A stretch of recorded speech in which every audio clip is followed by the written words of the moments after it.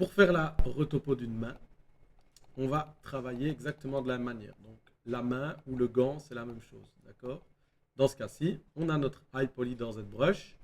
Je l'ai travaillé avec des niveaux de subdiv, du coup, pas forcément besoin de faire la décimation avant d'aller dans Maya. Je peux juste le mettre sur un niveau de subdiv un peu plus bas, à 3 ou à 2, voilà. Et ça, 134 000 ou bien même 33 000, ça fonctionne tout à fait correctement. Je fais pareil que tout à l'heure, décimation, Z-plugin, pardon, export FBX en visible ou en selected, comme ça je suis sûr d'exporter que la main. Et je fais export dans le dossier decimate. J'appelle ça gloves decimate. OK? Comme ça, je sais que c'est la version décimée de mes gants. C'est déjà exporté. Je viens dans Maya, je peux travailler dans le même fichier que celui dans lequel j'ai déjà mes épaulières. Comme ça, je construis mon fichier de personnage au fur et à mesure. File, import. Je prends mes gloves. Voilà. Je sélectionne les gloves et je clique sur le petit cadenas pour le mettre en Object Live. Et me voilà prêt à commencer à retopo le gant. Alors, on va appliquer les mêmes techniques que sur l'épaulière. On travaille en grand, de manière organisée et de sorte à pouvoir subdiviser par la suite notre géométrie. Sur la main, on va avoir un petit peu plus de polygones dans notre cas puisque c'est un endroit où il va y avoir beaucoup de petits détails et d'interstices et puis qui va être fort plié. Okay, les doigts, ça se plie sur 3 ou 4 joints, donc ça a besoin d'avoir quand même une certaine résolution. Dans ce cas-ci, donc on est parti, on va sélectionner le Quadro Tool. Et une manière de travailler correctement, c'est de commencer par ici, hop, en prenant en compte la première phalange, et on va directement à chaque fois travailler par phalange. Okay, donc je pourrais faire tac, deuxième phalange, en mettant bien ma couture là où j'ai la pliure du doigt, et troisième phalange. Point. Ok, vous n'en faites pas plus. On va cliquer sur Tab et le clic de la molette, hop, pour faire directement un extrude sur le profil ici. OK? Je me mets en vue de derrière et je recommence. Tab, clic de la molette. Et je me remets en vue de côté et je refais un Tab, clic de la molette. De la sorte, je viens de sortir. Je vais le faire par le dessus, ce sera plus propre. Voilà. Je viens de sortir tous les profils de mon premier doigt. OK? Certes, c'est très low, mais je n'ai pas besoin de plus maintenant. Si vous faites plus, vous allez vous perdre. OK? Et pour la main, le pipeline, c'est de répéter ça sur chacun des doigts en restant organisé exactement de la même manière. Donc, je remonte. Première phalange. Deuxième phalange. Dernière phalange. Clic molette et tab. Je fais attention de ne pas snapper sur le doigt déjà existant. Voilà. Rebelote, clic molette et tab. Hop. Je réorganise un petit peu parce que là, ça a été se mettre n'importe où.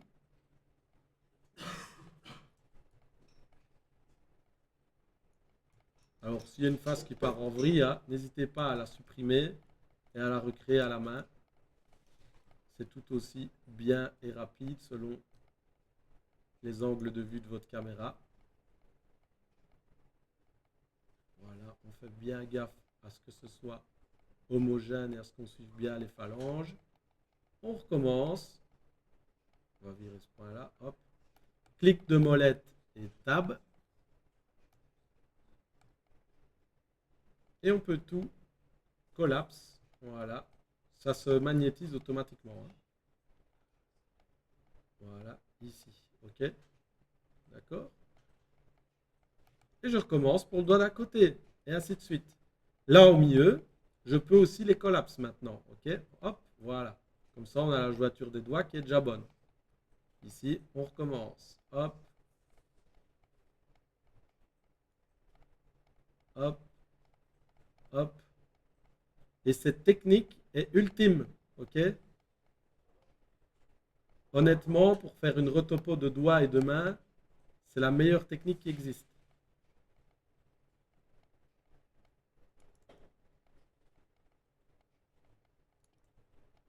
Voilà, on fait le côté. De nouveau, tab, clic molette. Vous voyez que ça va super vite hein, quand on fait comme ça.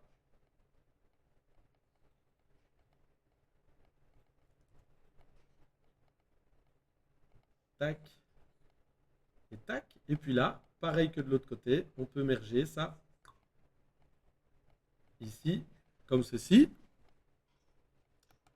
On va faire le petit doigt. Fais bien attention ici de replacer un petit peu les phalanges quand même. Ok. On fait le petit doigt. Tac, tac, tac, tac, tac, tac, tac, tac. Boum, boum, boum. Tab, clic molette pour l'extrude. Tab, tab, clic molette pour l'extrude. On replace un peu tout. Et tab, clic molette pour l'extrude. Et là, ultra fast, ultra cool pour avancer bien proprement sur tout. Il n'y a rien de mieux. J'ai une belle vision organisée de ce que je suis en train de faire. Je sais que chacun des faces, chacun des doigts a 4 faces. Voilà. Voilà. Je les lis là aussi. Donc ça, c'est top de chez top. Je vais faire le pouce. Même manière. Première phalange.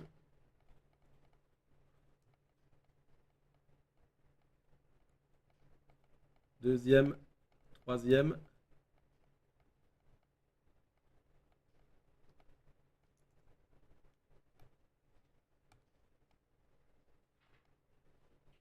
Un extrude. Deux extrudes.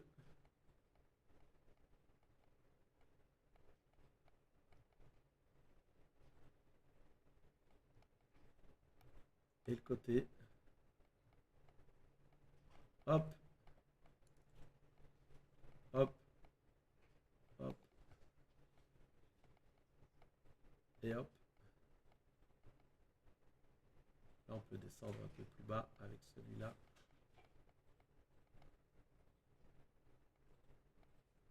Ok. Et alors là, on va pouvoir hop, les lier ici comme ceci. Ok. On ne les lie pas entre eux. Il y a un polygone de battement. Faites bien attention. D'accord. Et là, en vrai, on a déjà une belle base pour tous les doigts. Ok. Ce qu'on va faire, c'est qu'on va fermer les bouts. Donc là, le bout, hop, j'extrude et je vais carrément le fermer avec le bout du doigt que j'ai créé. Ok, donc je snap là et je snap là. Et je fais ça pour chacun des doigts. Même si ça me fait une main un peu robotique et que ça vous semble pas logique tant que maintenant. Ok, tac.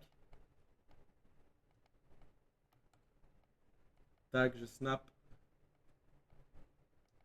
Tac, je snap. Et tac, je snap. Ok, là c'est top. Maintenant, la ligne de polygone ici que je viens de créer, enfin le polygone que j'ai créé ici, je vais créer une ligne avec qui fait tout le tour de la main, comme ceci. Tac, tac, tac. On va réutiliser les points que j'avais mis là de côté. Tac. Et ici, on fait bien gaffe. Tac. Ok. Ça doit être comme ça là. D'accord. Comme ça, regardez. Oh, j'ai un loop nickel. Là, en largeur. Oh, j'ai un loop nickel. Magnifique. Et là, sur chacun de mes doigts, j'ai des loops partout. Normalement, si vous avez bien suivi la théorie de la rotopo, on est en train de comprendre où est-ce qu'on est en train d'aller. Ici, je vais pouvoir prendre mon pouce. Et alors, avec mon pouce, je fais bien gaffe que cette partie ici, elle parte par là. Ok. Même chose que pour la ligne du dessus.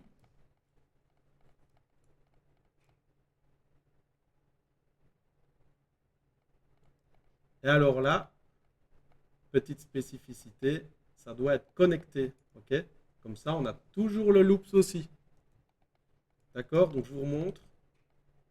Quand vous arrivez là, faites bien attention, ça ne fait pas ça. Ok? Parce que si je fais ça, eh bien, je casse mon loops ici. D'ailleurs, il ne veut même pas me le faire. Ok? Il est cassé. Je vais le retirer pour que vous voyez. Voilà, là, je l'ai cassé, mon loop. Regardez, si je subdivise, ça fait ça. Donc, faites bien attention, je vous remontre.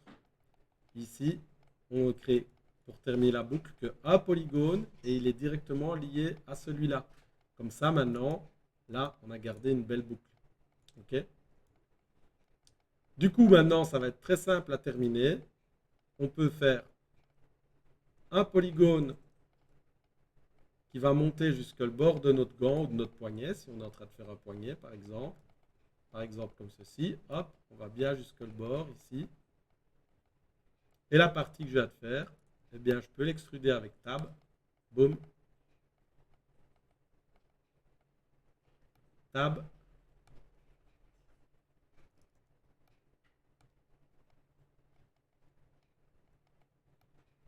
Tab encore. Tab toujours avec le clic de la molette. Encore une fois. Et on relie là en bas. Ok. Encore une fois. Et en fait, on va faire tout le tour du bras comme ça. Et ça va être magnifique.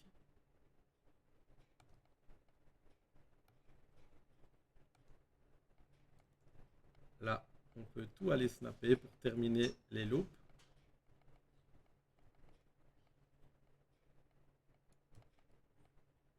Comme ceci. Et là, j'ai une main qui est très low poly, certes, mais avec des loops parfaits que je vais pouvoir resubdiviser pour venir bien suivre mes shapes. Ok? Là, techniquement, si vous avez réussi à bien comprendre l'organisation que je viens de vous montrer et la manière dont ça fonctionnait, vous êtes maintenant capable pour toute votre vie de faire la base de la retopo d'une main correctement. Ok? Ce qu'on va faire maintenant, c'est qu'on va rajouter des subdivisions. Une sur la largeur. Vous voyez que là, c'est nickel. Ça ne boucle pas et ça se termine pile ici au-dessus dans ma géo. Donc, c'est top. Une fois, clac, sur la largeur. Ok? Maintenant, je peux venir récupérer un peu de rondeur sur le doigt, sur le bout du doigt et sur le profil. Je vais faire pareil pour le premier doigt en mettant pile une découpe au milieu, pile pour le deuxième, pile pour le troisième, pile pour le quatrième. Et de la sorte, vous voyez, je gagne du temps, puisque en fait, j'aurais pu tracer tous mes polygones comme ça dès le départ, mais ils sont plus petits et je suis plus lent. Et là maintenant, il ne me reste plus qu'à faire du polish et de rajouter à chaque fois une géo en plus, là où j'en ai besoin. Ok? Donc, là, on a rajouté sur les bords et sur le profil supérieur. Maintenant, je vais rajouter un support, un split de support sur chacune des articulations. Ok? Une de chaque côté, comme ceci. Comme ça, j'ai un split de support. À chaque fois que mon doigt va devoir se plier, il y aura assez de loops aux endroits où j'ai une déformation. Oui.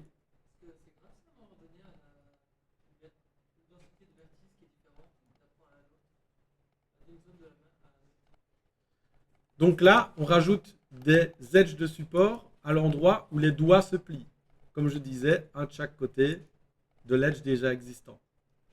Maintenant, petite spécificité, on va créer un triangle ici sur le bord qui va être un triangle de support qui va aider notre doigt à se plier correctement.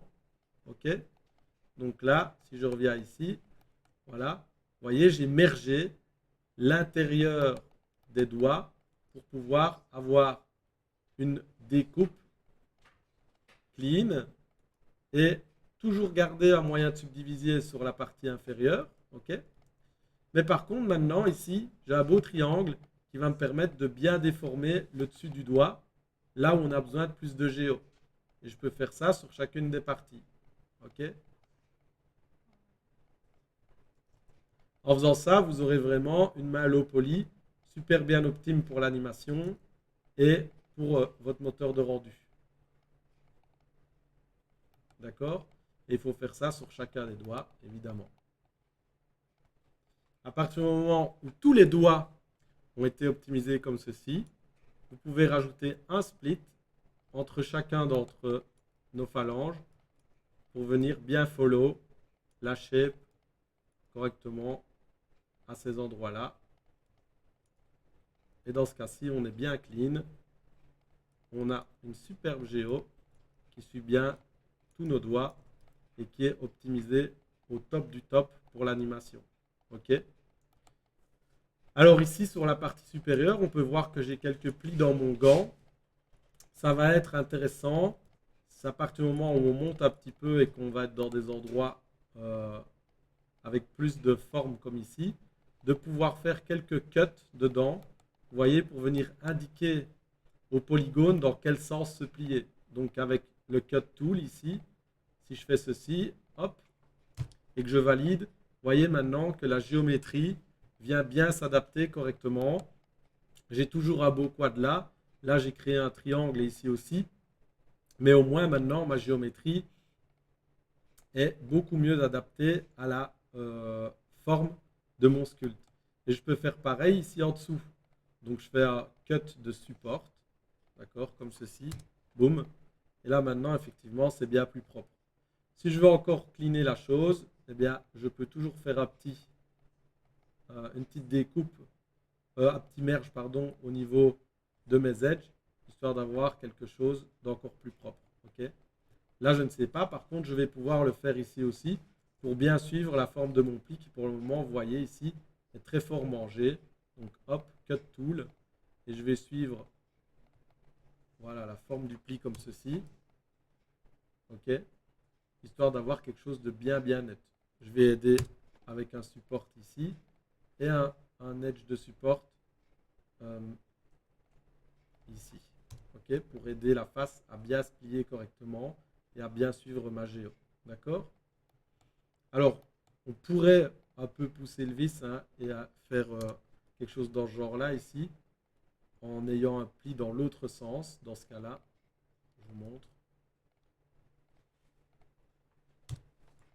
Ça, c'est peut-être un petit peu mieux et encore. OK?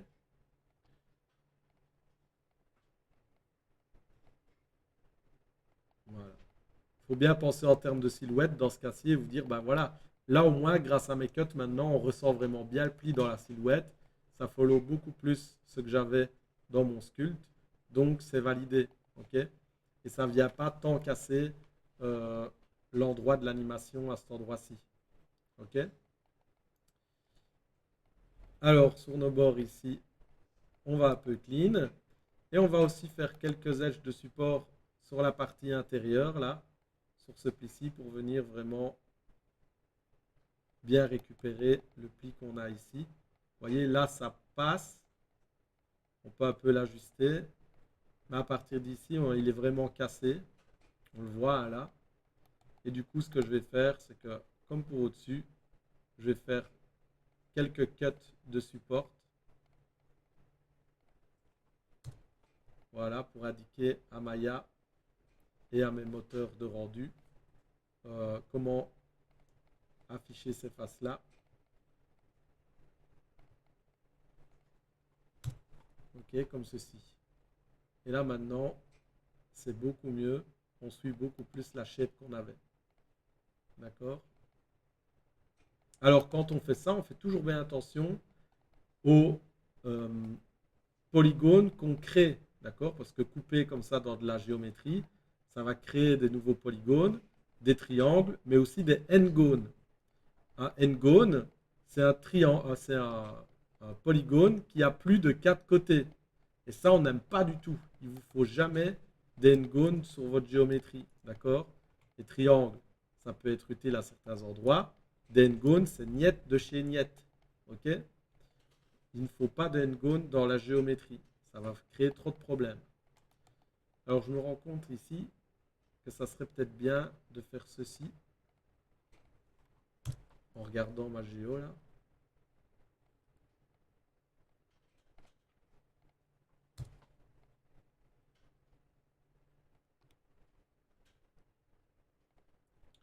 Un petit peu optimiser l'histoire encore un petit peu mieux.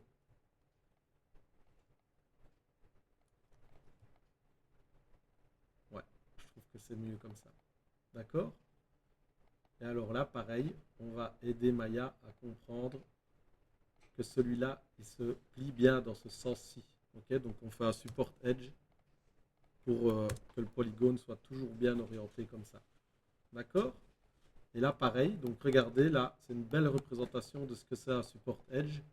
Vous voyez que là, le polygone est plié dans le mauvais sens. Ok? Il se plie vers l'intérieur. Or, si je fais un support edge pour lui dire non, là tu fais un edge, eh bien, regardez en temps réel, je clique et là, boum, maintenant il le plie dans le bon sens et ça pour le baking, ce sera super. Et là, j'ai une bonne main, ok? Histoire de la terminer vraiment correctement, je vais fermer le mesh. Donc, je sors du mode retopo, d'accord, en cliquant sur le tool. Je mets en mode edge. Et avec un double clic sur le bord et un scale en appuyant sur Shift, hop. Ah oui, non, pardon. D'abord, il faut désactiver, évidemment, si je ne vous montre pas, il faut désactiver le mode Make the Selected Object Live, parce que sinon, ça va se snapper dessus. Et comme il n'y a pas d'intérieur, on n'a pas envie de se snapper nulle part. Donc, on sélectionne ensuite notre topo. F10, on sélectionne le bord en double cliquant et avec Shift, on peut tout extruder vers l'intérieur une fois, deux fois. On va rentrer les choses là. OK. Et trois fois. Et ici, on va tous merger ensemble en cliquant sur Merge to Center. Et là, boum, j'ai une belle topo bien fermée. Je repasse en mode objet en cliquant sur F8.